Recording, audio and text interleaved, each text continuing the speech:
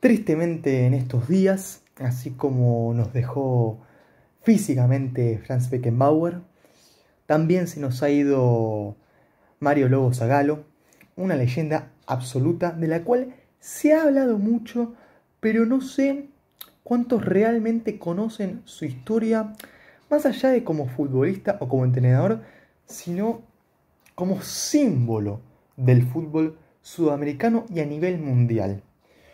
Lamentablemente no he tenido el privilegio de verlo en vivo, de ser contemporáneo, ya que fue un jugador de los años 40, finales, toda la década de los 50 y una parte de los 60.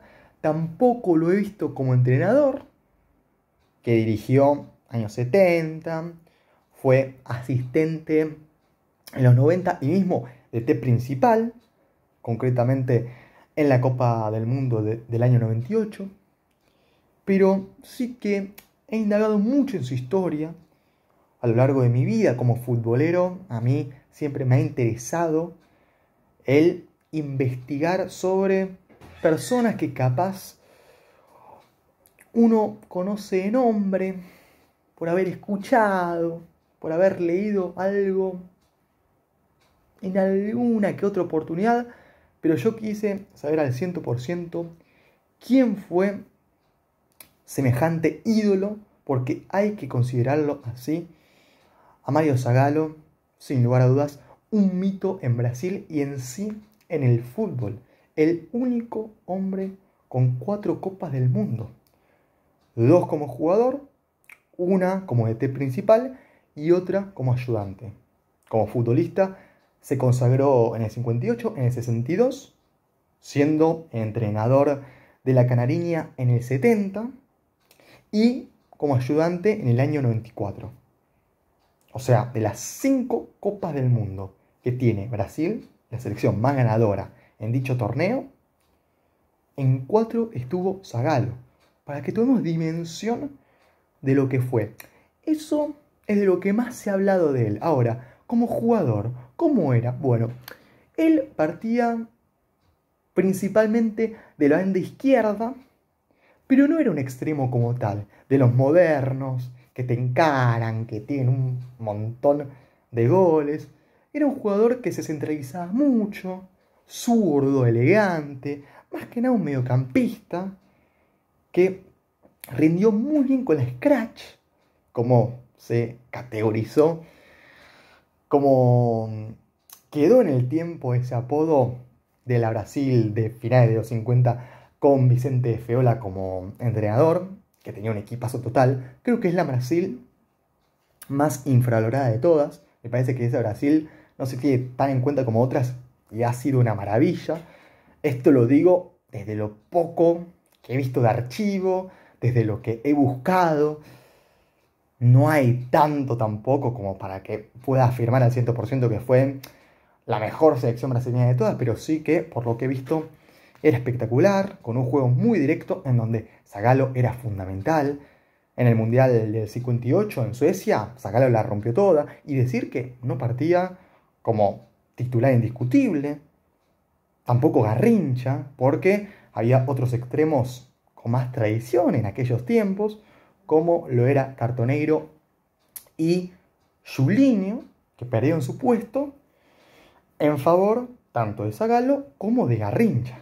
Zagallo que jugó una semifinal contra Francia impresionante, que inclusive mete un gol y se le anulan cuando claramente la pelota había ingresado, pero como no había tecnología y justo ahí en línea falló, no le convalidaron un tanto que era legal definitivamente a Zagallo.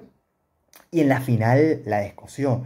En el primer tiempo no apareció tanto, pero en la segunda parte, más allá de que anotó, le tiró un centro increíble a Pelé y estuvo muy participativo, muy dinámico, muy preciso en los pases, tirando muy buenas pelotas al área. Bueno, era un jugador con una técnica privilegiada, un futbolista que en cuanto a sus cualidades con la pelota destacaba, porque en una baldosa podía eludir a ciertos jugadores. A uno sí, pero a varios rivales también. Era rápido, incisivo, pero también tenía pausa. Tiraba muy buenos centros en el pase, siempre me llamó la atención. Un jugador que se puede considerar elegante, con un entendimiento del juego impresionante para la época. Un futbolista que marcó realmente en su momento. No es que fue un jugador más y que después como ET se dio a conocer al mundo. No, como jugador consiguió un montón de cosas, tanto de manera internacional con la camiseta de Brasil, como en sí con sus clubes. A ver, con la selección brasileña estuvo presente y fue una pieza clave en ambas consagraciones en cuanto a títulos mundiales, que hasta el 58 Brasil no tenía ninguno. Y en el primer mundial obtenido por la Canariña, Zagallo tuvo un papel crucial, siendo ese jugador que en 3/4 desequilibraba ya sea con pases, centros o inclusive remates al arco, pisando el área o fuera de ella también estando muy participativo, muy presente, dándole agilidad a todo el funcionamiento de esa Brasil, que era un equipazo absoluto, integrado por Gilmar el arco, Djalma Santos, Bellini, Orlando, la dupla de los centrales, Nilton Santos por izquierda, Didi y Cito en mitad de cancha, por los costados Zagallo por izquierda, Garrincha por derecha y arriba abajo junto a Pelé. Una locura absoluta tener a semejantes jugadorazos, a íconos inolvidables del fútbol en Brasil. Zagallo indudablemente tuvo muchísima importancia y en 1962, lógicamente que también un jugador que ha tenido mucha participación directa en todo el juego, que pedía la pelota, partiendo desde esa banda izquierda, pero centralizándose con mucha frecuencia.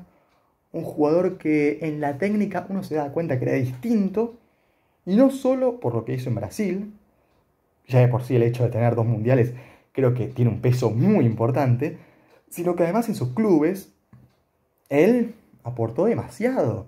Bueno, él jugó en el América, debuta a finales de los 40, tuvo una década aproximadamente en el Flamengo, y después, en la recta final de su trayectoria, jugó en el Botafogo, donde se reunió con Garrincha, el cual había tenido de compañero ya en la selección brasileña previamente. Zagallo se retira de forma prematura, se podría decir, más allá de que en la época era normal no tener una carrera hasta los 39 años a un gran nivel como sucede ahora. Zagallo se retira y sin tener siquiera 40 años, tras los inconvenientes entre la federación, João Saldanha, que no quería llevar a Pelé al Mundial 70, luego de que Brasil se quedase afuera en el 66, en la Copa del Mundo de aquel año, perdiendo 3-1 contra Hungría, 3-1 contra Portugal, y aunque ganó 2-0 el partido inaugural frente a Bulgaria, eso no bastó. Fue probablemente la peor actuación de Brasil en Copas del Mundo, teniendo en cuenta aparte de los jugadorazos que había. Bueno, Vicente Feola hizo un quilombo bárbaro, en el último encuentro no estuvo Garrincha, por ejemplo, creo que tampoco jugó Tostado, prácticamente convencido de que no, o Gerson era el que faltaba también. En fin, Brasil atravesaba una época turbulenta, finales de los 60, principios de los años 70, sobre todo ese primer año, hasta que llega Zagallo, confían en él, y justamente el propio Mario pone orden, convoca a Pelé, luego de que Saldaña se haya ido, y Zagallo probablemente formó al mejor equipo de la historia en los mundiales en cuanto a selección. Un 11 fabuloso, que quizás en defensa no era tan sólido, pero sí que en contraposición con lo que fue la idea de Feola, un fútbol mucho más directo, de toque sí, pero sin tanta salida desde abajo, más que nada fútbol vertical, llegando por las bandas, con un juego interno desarrollado. Bueno, Zagallo le dio un giro radical, me atrevo a decir, a la historia de Brasil en cuanto a lo futbolístico. Porque armó un equipo que realmente marcó una era y eso se sigue recordando hasta la actualidad. Siempre se habla de la Brasil de la Brasil de los 70 como uno de los mejores equipos de todos los tiempos. Y con razón. Equipo que estaba conformado por Félix en el arco, Carlos Alberto, Piazza, Brito los centrales, Everaldo lateral por izquierda, Clodoaldo, Gerson. Estaba por el sector derecho Yersinio, por izquierda Rivelino y Tostado junto a Pelé. Cracks con todas las letras de la palabra, que supo cómo acomodar Zagallo con un juego mucho más de toque, de tenencia de pelota,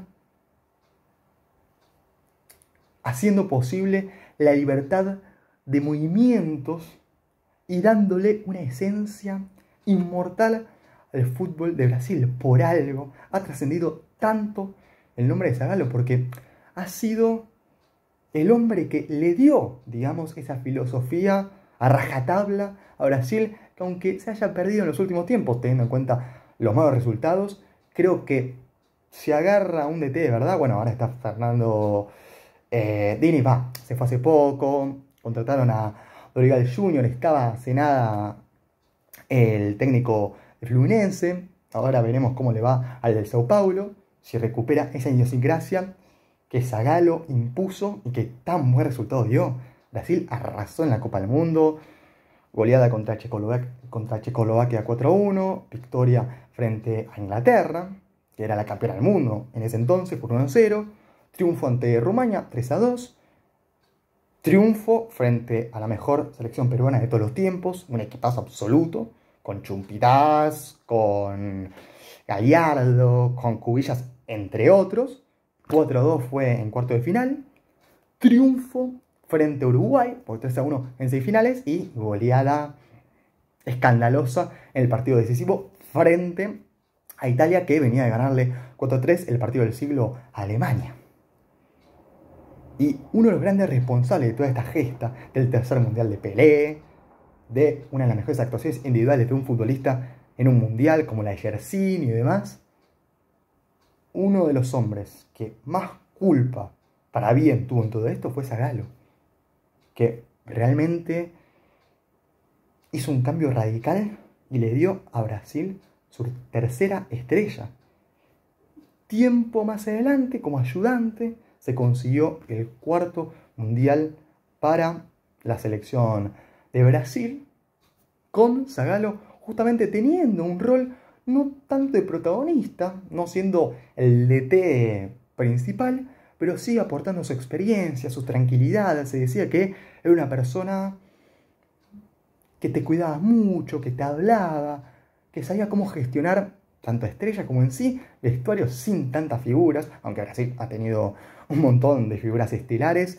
Zagallo siempre ha sabido cómo mantener la calma y direccionar a los grupos de manera humana, y prácticamente en cuanto al conocimiento del juego fue un tipo que entendía prácticamente todo, que le dio una identidad que ha perdurado a Brasil y evidentemente ha sido una persona muy importante, no solo por las 4 Copas del Mundo, el único personaje en el fútbol que ha conseguido semejante hito, sino también por todo lo que he mencionado.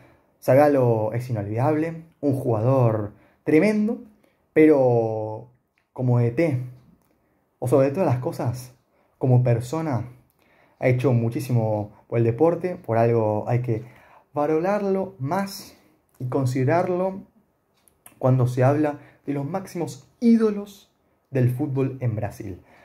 Gracias por todo, Lobo. Los futboleros de verdad jamás te vamos a olvidar.